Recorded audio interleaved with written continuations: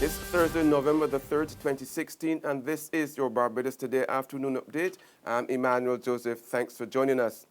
Topping the news at this hour, a move this morning to avert a possible escalation of industrial action against the government. The National Union of Public Workers and officials of the Personnel Administration Division were meeting to try to resolve the issue surrounding the removal of Akani McDowell from a senior acting position within the Ministry of Health and putting him back in his substantive job of Environmental Health Assistant 1. The union is demanding that McDowell, who is also the president of the NUPW, be reinstated and the woman who replaced him removed. NUPW General Secretary Rodwin Smith declined to say if the industrial action called for today at the Environmental Health Department was suspended pending the outcome of this morning's talks. A leading personal wealth manager is today expressing fears that this country's increasing debt could pose challenges to investors. Addressing the 7th Annual Fortress Fund Managers meeting at the Frank Collyer Hall last night, Roger Cave said the situation is made worse by the Central Bank of Barbados resorting to the printing of money to close gaps in government's financing. And in 2009, Barbados was an A-rated country. We were rated A3. In 2016, we have had 10 notches declines to now be rated CAA1. That means it's non-investment grade and substantial risks. For us as institutional investors, for many places in the world, many mandates do not permit you to invest in non-investment grade securities. So it's a real challenge, and for us here as Barbadians, this is a significant concern. What is causing these downgrades? Well, primarily it is our debt, and our debt continues to go.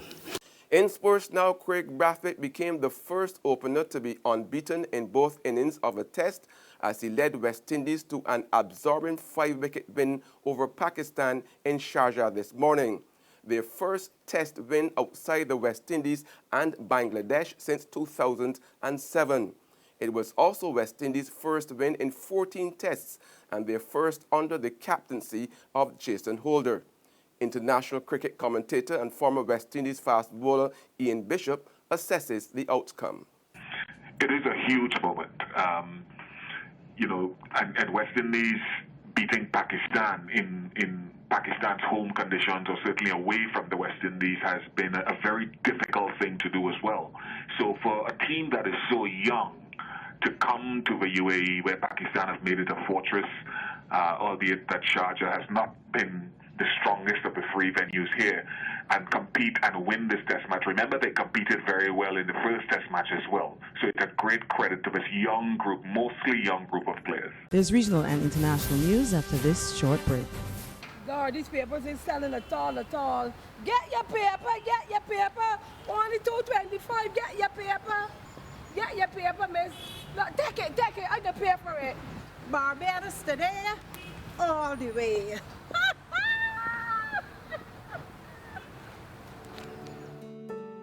The Barbados Today, news you can trust.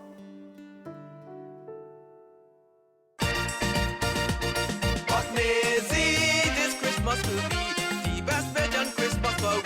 Maisie, it is all because Republic Bank just like Santa Claus. Maisie fix up the kitchen and a new TV we get in. A special time to commemorate. Republic will help you celebrate. Get ready to celebrate 50 years of independence right through to the best Bajan Christmas ever with a Make It Happen loan of up to $50,000 from Republic Bank. Give your home a good old Bajan spooser, buy some new furniture and appliances, or take an after-holiday trip to visit loved ones over and away. You could also be one of our lucky winners to share in fabulous prizes. Just visit any branch to apply. Go to republicbarbados.com or call us at 227-2700. We're also available via Skype and FaceTime. Special conditions apply. In Bajan style, it will be great with Republic Bank. Republic Bank, we're the one for you. Welcome back with news from the region now. Trinidad and Tobago's Finance Minister Com Imbert has announced an offer to the public sector trade unions that has them convinced that the government wants to freeze wages. But Imbert then declared he said no such thing. The minister made it clear the road ahead will not be an easy one, not just in terms of wages for public servants, but all subsidies. During a panel discussion at the IMF's High-Level Caribbean Forum, the Prime Minister's address was overshadowed by the Finance Minister's remarks. Our only way forward is fiscal consolidation, reducing subsidies and transfers, trying to cut back on expenditure on goods and services, wage restraint. I've already told the trade unions that from 2017 to 2020, our offer will be 0, 0, 0. So I have featured in a number of placards from trade union members marching around the Prime Minister's office saying, Imbert must go, Imbert must go. Soon after, a newspaper website reported he declared a wage freeze. Minister Imbert later said 000 is an opening offer to the trade unions.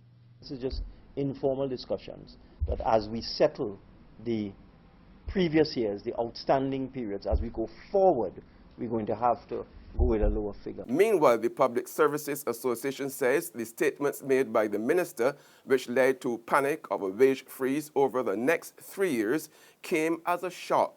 And PSA President Watson Duke is calling on public sector workers to boycott the People's National Movement in the upcoming local government elections. Calling Imbert's announcement a bitter pill to swallow, Watson Duke says he was caught off guard as there were no consultations on any such decision.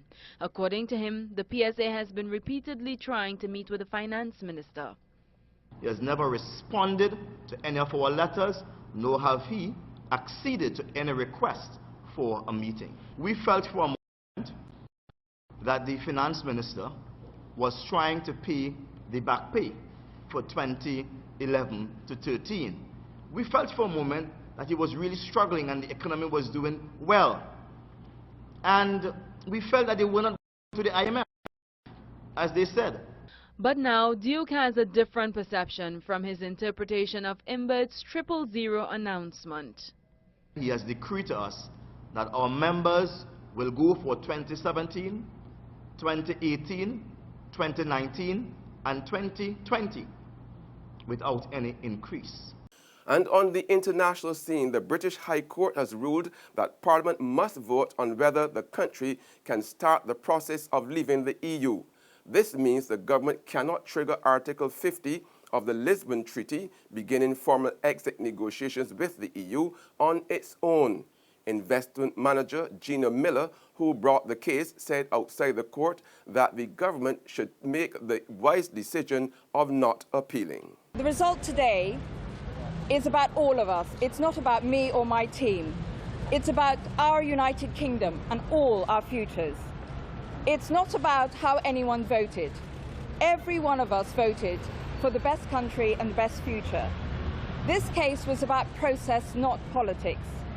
My dedicated team at Mishcon and Council and I are absolutely delighted that we've been able to be part of this debate and to bring some sobriety as we go forward. The judgment, I hope, when it's read by the government and they contemplate the full judgment, that they will make the wise decision of not appealing, but pressing forwards and having a proper debate in our sovereign parliament, our mother of all parliaments that we are so admired for around the world.